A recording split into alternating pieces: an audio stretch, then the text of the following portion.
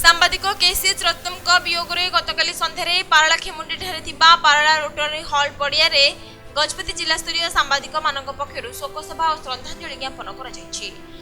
श्रद्धांजलि सभा स्वर्गत सांबादिक केसीएच रत्नम दैनिक तेलुगु इनाडू खबर कागज में 40 वर्षर कममय सांबादिकता उपर आलोकपात कर स्मृतिचारण कर तेज स्वर्गत रत्नम अंचल खबर संग्रह और खबर परिवेषण समय कोरोना आक्रांत हो चिकित्साधीन अवस्था स्वर्गारोहण करेणु परिवार रक्षणाबेक्षण और जीवन जीविका राज्य और केन्द्र सरकार पक्षर आर्थिक सहायता घोषणा दृढ़ दाबी कर